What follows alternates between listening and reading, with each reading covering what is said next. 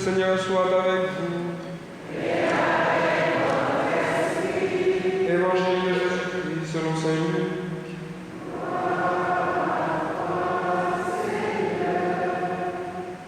En ce temps-là, parmi les disciples, le Seigneur en désigna encore 72, et il les envoya 2 par 2 en avant de lui, en toute ville et localité où lui-même allait se rendre. Il leur dit: La moisson est abondante, mais les ouvriers sont peu nombreux. Priez donc le maître de la moisson d'envoyer des ouvriers pour sa moisson. Allez, voici que je vous envoie comme des agneaux au milieu des loups. Ne portez ni bourse, ni sac, ni sandales, et ne saluez personne au chemin. Mais dans toute maison où vous entrerez, dites d'abord paix à cette maison. S'il y a là un ami de la paix, votre paix ira reposer sur lui, sinon elle reviendra sur vous. Restez dans cette maison, mangeant et buvant ce que l'on vous sert, car l'ouvrier mérite son salaire. Ne passez pas de maison en maison. Dans toute ville où vous entrerez et où vous serez accueillis, mangez ce qui vous est présenté. Guérissez les malades qui s'y trouvent et dites-leur: le règne de Dieu s'est approché de vous. Mais dans toute ville où vous entrerez et où vous ne serez pas accueillis, allez sur les places et dites: même la poussière de votre ville collée à nos pieds, nous l'enlevons pour vous la laisser. Toutefois, sachez-le, le règne de Dieu s'est approché. Je vous le déclare, au dernier jour, Sodome sera mieux traitée que cette ville. Les 72 disciples revinrent tout joyeux en disant: Seigneur, même les démons nous sont soumis en ton nom. Jésus leur dit: Je regardais Satan tomber du ciel comme l'éclair. Voici que je vous ai donné le pouvoir d'écraser serpents et scorpions et sur toute la puissance de l'ennemi. Absolument rien ne pourra vous nuire. Toutefois, ne vous réjouissez pas parce que les esprits vous sont soumis, mais réjouissez-vous parce que vos noms se trouvent inscrits dans les cieux. Acclamons la parole de Dieu.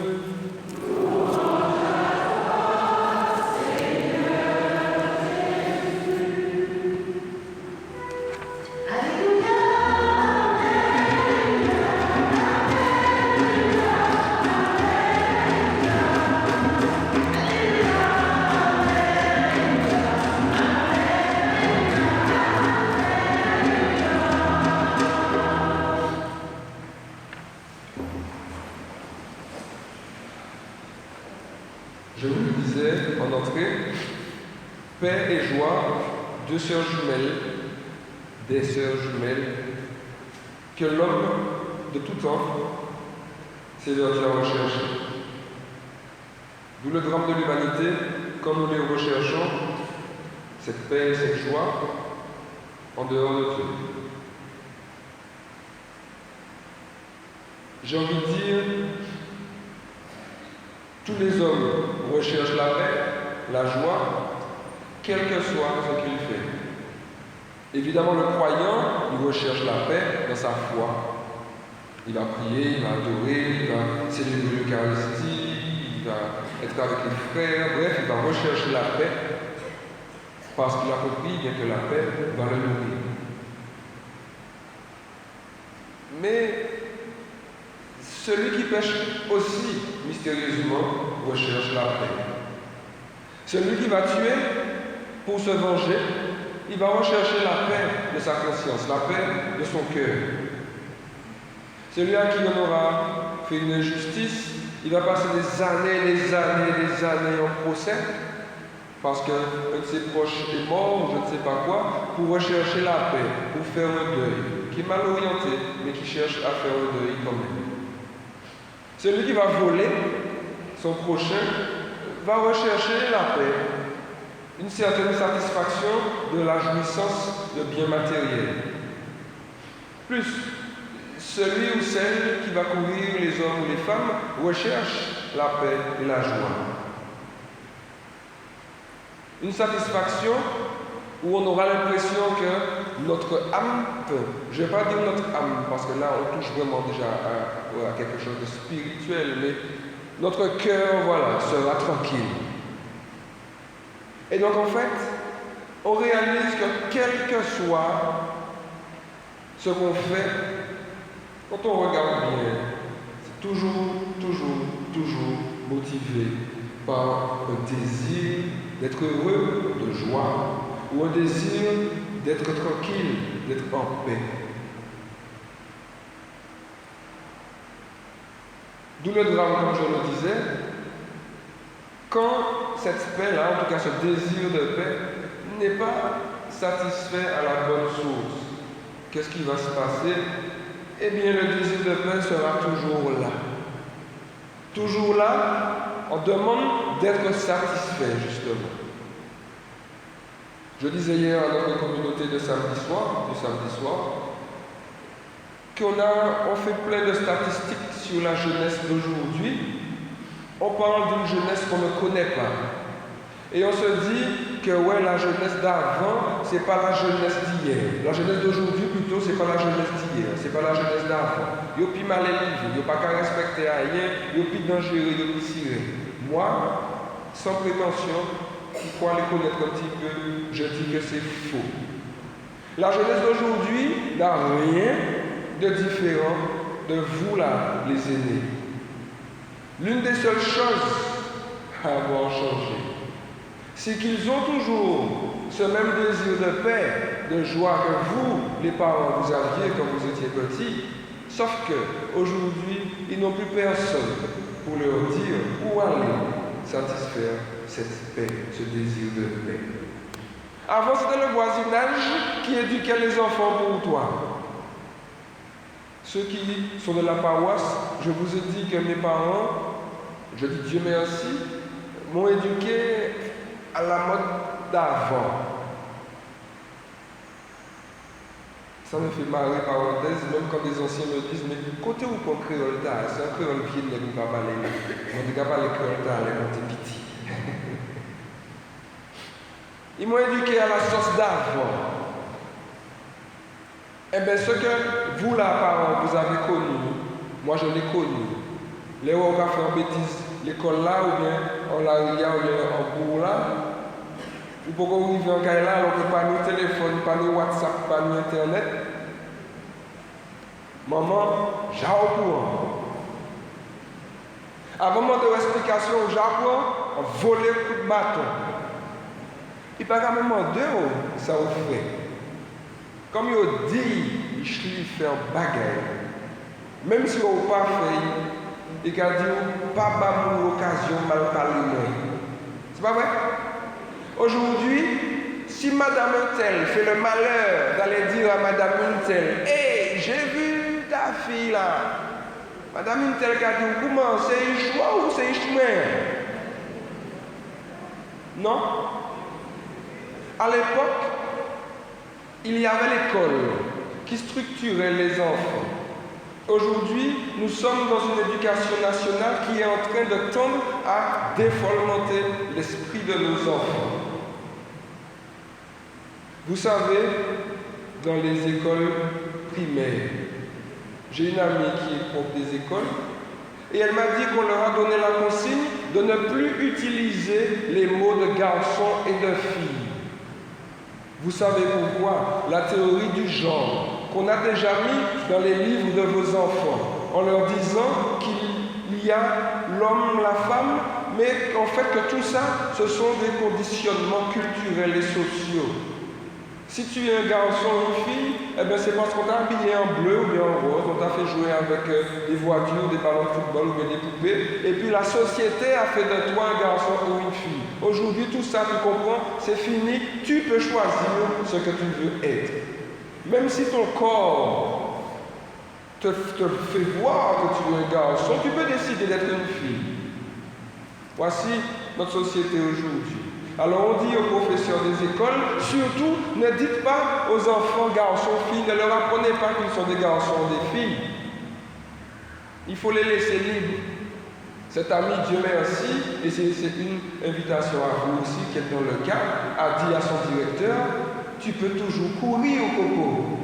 Jamais.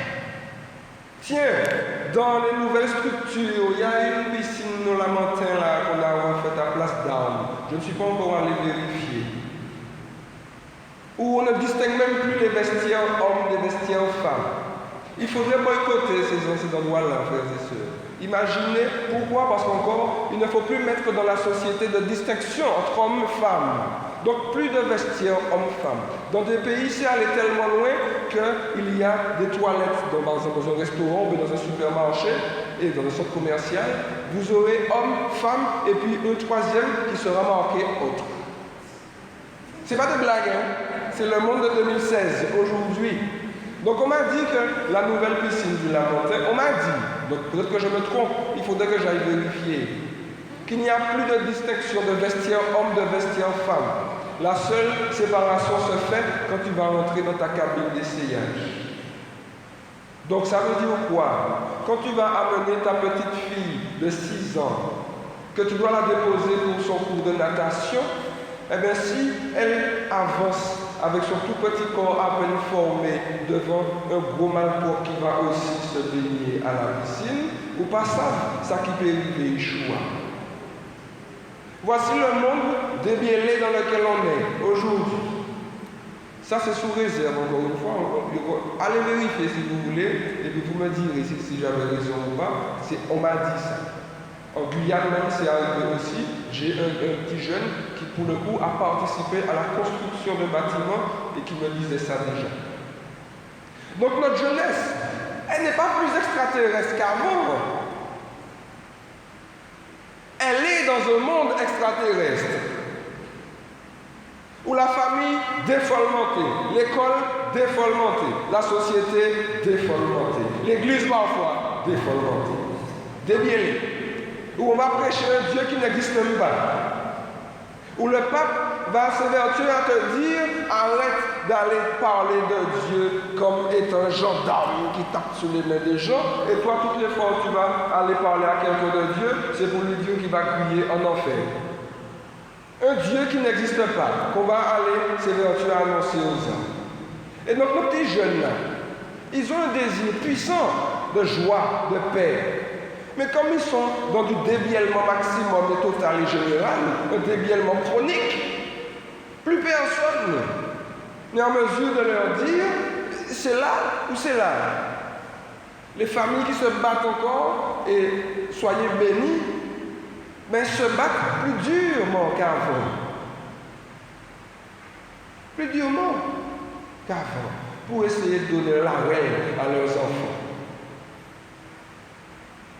Et qu'est-ce qu'ils vont faire? La nature ayant eu au courant d'une vide, eh bien, ils vont chercher à satisfaire ce désir de joie. À se perdre dans des soirées débiles, dans des concours débiles. J'ai vu un concours qui a cet après-midi-là, mais si je vous dis le nom du concours, mon mari va t'appeler ça. Qui est-ce qui a vu ça sur Facebook? Levez la main. Ceux qui savent de quoi je parle. Il n'y a pas suffisamment de connected people. Un concours, c'est pas Miss France, Miss Martinique, hein.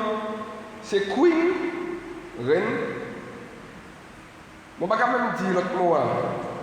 L'autre mot, c'est quand tu dis le maman. Un concours qui a cet après-midi pour des jeunes filles martiniquaises.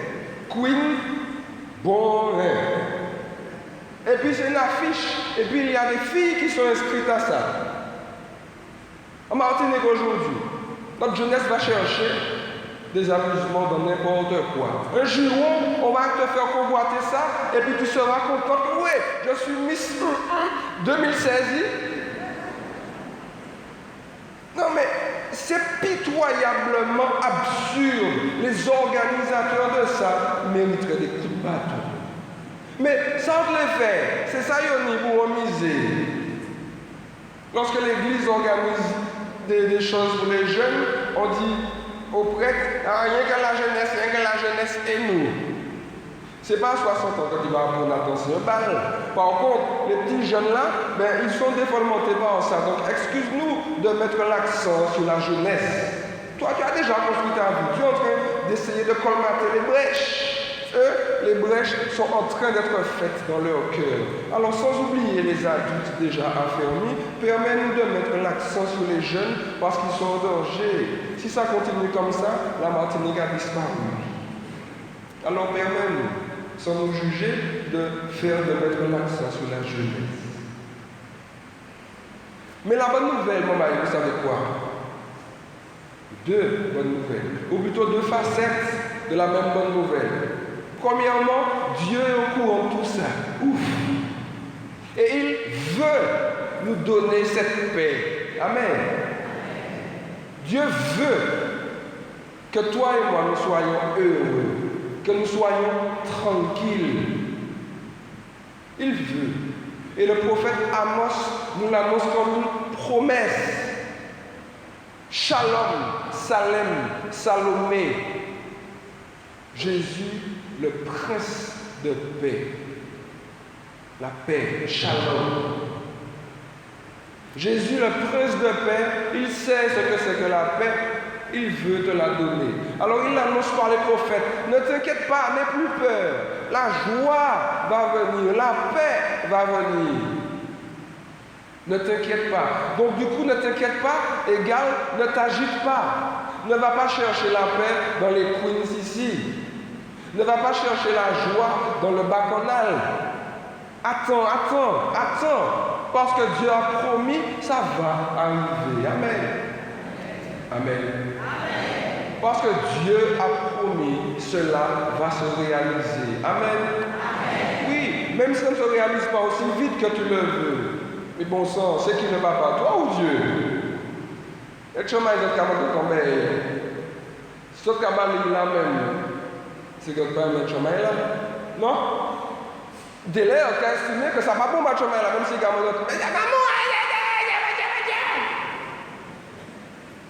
ou ça va bon match là, donc pas cavaler. Non? À 10 ans, les parents là, il faudrait faire des conférences sur l'éducation. À 10 ans, les parents qui donnent le téléphone portable à leurs enfants à 10 ans, sous prétexte que si on va arriver à l'école là, ils peuvent crier. J'ai jamais eu de téléphone portable quand j'étais petit. Là, moi la matin, je suis au courant. Pourquoi ça? Parce que ni téléphone. À l'école, il y a des téléphones fixes. Si ta maman a un portable, l'école peut avec ta maman. Terminé. Vous savez que vos enfants, ce n'est pas pour vous appeler, parce que le premier bec qu'ils ont commandé, le téléphone, c'est Internet. Pour aller en Snapchat et WhatsApp. Les sextapes, ce n'est pas des adultes, les sextapes, c'est des adolescents. Les sextapes, c'est des photos, vidéos, pour nos trucs qui tournent sur les réseaux sociaux. Vos adolescents. Mais mon père, tu comprends, il faudra qu'il m'appelle. Ça va pas vrai. Ton enfant veut un téléphone pour aller sur Snapchat et puis WhatsApp. Il ne veut pas de téléphone pour t'appeler, il s'en fiche de toi, parce que toute la journée à l'école, il est en train de snapper avec ses copains. Il ne snappe pas avec toi. Donc arrête de te laisser bouillonner aussi par les arguments de tes enfants. Et les arguments de tes copines, maman, aussi responsables que leurs enfants. Donc Dieu, quand on lui demande, si c'est que c'est pas bon, il va te dire c'est pas bon pour toi. Et il qui te le dit, jusqu'à ce que tu comprennes que il est bon son commandé parce qu'il n'est pas bon. Mais il a promis que tu auras la paix. Alors attends, si tu lui fais confiance, si tu as compris que ton Dieu est un Dieu d'amour. Amen. Deuxième facette, non seulement Dieu veut qu'on soit heureux, donc il est au courant, donc il s'intéresse à nous. Fini aussi, frères et sœurs parmi nous, cette conscience biaisée, cette perception biaisée de Dieu. Dieu ne s'occupe pas de moi. Dieu n'a pas le temps avec moi. Dieu a d'autres dossiers à traiter. Il y a plus important que moi. Non. Il a promis à chacun, pas un cheveu ne tombera sur ta tête sans qu'il ne soit compté. Pas un cheveu. Maman Bagnolo, ça va compliquer par contre. Pas un cheveu ne tombera sur ta tête sans être compté. Dieu s'intéresse à toi jusque-là. Un intérêt hautement capillaire. Donc non seulement il veut, mais il va tout mettre en œuvre pour te donner la paix. Vous savez comment? Vous voulez savoir comment? Si vous cherchez la paix, j'espère que vous voulez savoir comment Dieu donne ça. En nous rappelant, la seule source de la paix, c'est moi. Ça veut dire quoi? Tu ne pourras jamais être en paix tant que tu ne me donnes pas ta vie. Amen. Tant que tu me regardes de l'extérieur. Jésus, oui, je connais. L'église, oui, je connais. J'ai été baptisé quand j'étais petit. Depuis que tu t'es pas confessé. Ah, depuis ma première communion. Tu as quel âge? 40 ans. Tout va bien. Tu vas à la messe combien de fois? Oh, même un peu. Tout va bien. Non, tu ne seras jamais heureux comme ça. Jamais. La Bible, tu connais? Oui, vaguement. J'en ai une chez moi. Non, ce n'est pas dans la question. Tu connais? Vaguement. Tu ne seras jamais heureux. Jamais. On doit connaître la vérité. La conscience, vous savez, la petite voix qu'il y a en nous. Une petite voix contre laquelle on se bat très souvent. Les mots les fermés, qui caractérisent. Dès les mots Aurélie, Aurélie, non, c'est pas bon. Qui a déjà entendu cette voix-là? Levez la main. Levez-la, mais. Sinon, c'est rien qui va beaucoup de main. Ça seulement des personnes qui ont déjà entendu cette voix-là. Mais c'est le restant, c'est des robots, franchement. Vous n'avez jamais entendu la petite voix qui vous dit ne fais pas ça. Ou bien une petite voix, tu es là, et bien tu te dit appelle un tel. Ça fait longtemps que tu n'as pas vu Régine. Tiens, appelle un tel, tu peux tout. Non? Une petite pensée qui monte comme ça. Soit la petite pensée te dit va faire un petit bien à quelqu'un, ou bien la pensée te dit ne fais pas ça. Mais on a développé une capacité de bouchage des oreilles. On est quand le caméra est chambé, machin, mal élevé. On peut dire ça, on est. Nous vamos regarder. Alors la petite voix, elle te laisse faire des affaires. Le Saint-Esprit, c'est un job qui ne peut pas. Amen. Et puis là, on fait, ça on devait le faire. Tu pensais avoir la paix, là. Tu réalises que tu jouis d'une certaine paix sur le moment, mais qu'après, comme une espèce de truc, une bulle qui s'éclate dans ta main, tu deviens triste. Le péché. Et là, la petite voix te dit, mais t'es dit où ça? Alors, comme nous ne sommes pas des schizophrènes, parce qu'on les fait en bail, puis on peut pas goumer, puis on voit, on dit, non, tiens, je veux, non, je veux pas, je veux, non, je veux, allez, non, on va parler, qui est maintenant, tiens. Comme vous n'êtes pas schizophrène comme moi-même, enfin, on est beaucoup à l'intérieur, hein, mais bon. Comme vous n'êtes pas schizophrène, ça veut donc dire que c'est quelqu'un d'autre qui vous parle de l'intérieur. J'inscrirai ma loi non plus sur des tables de pierre, mais sur leur cœur. Jérémie, Ézéchiel l'avait annoncé. Dieu nous parle de l'intérieur pour nous guider vers la paix. De dire, ne va pas là, va là. Apprenez à détecter cette petite voix-là. Et puis à lui dire, Seigneur, je crois que c'est toi qui me parles. Ça me coûte, ça me frustre, mais comme je crois que c'est toi qui me parles, alors je le fais. Et je vous promets que vous irez de paix en paix, de joie en joie. Amen. Dieu veut te donner la paix. Et il va tout mettre en œuvre. On te parle de l'intérieur par la conscience. Mais en envoyant aussi des chrétiens aller en mission pour t'annoncer, toi, ça, le prêtre qui parle, le catéchiste qui te fait le catéchisme, le frère, la soeur dans le cours de prière. Mais c'est par propagation que ça marche. Alors ça veut dire que toi, une fois que tu as entendu la bonne nouvelle, Dieu t'envoie aussi faire la même chose. Amen. En te disant, n'aie pas peur, tu ne perds rien. Tu n'as rien à perdre. Tu vas dire à la personne, perds cette maison. Si la personne ne reçoit pas ta paix, qu'est-ce qui se passe? La paix revient à toi. Tu n'as rien perdu. Si on n'accueille pas l'évangile, pas dire. Tu veux pas l'évangile, mais c'est pas grave. Mon Dieu, c'est pas grave. On n'est pas là pour écouter, mon mari, l'église. On n'est pas là pour écouter, faire des baptêmes à tour de bras, pour gonfler les bancs. On est là pour aller dire aux gens, vous savez quoi? Je sais que dans ton péché là, tu recherches la paix. Je t'informe juste que tu te trompes de chemin. Après bon, si tu veux pas, tu veux pas. Si tu veux continuer à boire ton eau boueuse, c'est toi. Moi j'ai une eau cœur cristalline. Une eau jaillissante du cœur de Dieu. Amen. Mais si vous en parlez, allez. Dieu est tout puissant. Il va l'accompagner d'une autre façon. Alors le missionnaire sera celui qui va aller, non pas pour remplir la tête des gens avec des mondieuseries, mais pour dire aux gens, Jésus t'aime. C'est ça l'évangile. Saint Jean l'apôtre, le seul qui ne soit pas mort martyr, il est mort vieux, de vieillesse. Et la tradition nous révèle que Saint Jean, comme il avait fréquenté Jésus, le dernier apôtre, dernier témoin oculaire, on lui disait, parle-nous de Jésus. Il disait, Dieu est d'amour. Il était devenu gaga. C'est vrai, la tradition qui nous révèle ça. Il était devenu gaga. Dieu est d'amour. Dieu est d'amour. Il avait tellement compris Dieu qu'il avait compris qu'il n'y avait rien à dire que Dieu est d'amour. Alors quand tu vas voir le petit jeune là, ce père-là, tu vas pas lui dire, gaga, au petit maman, hein? Tu vas aller le voir. Tu vas lui dire, petit frère. Tu vas lui dire, petite soeur.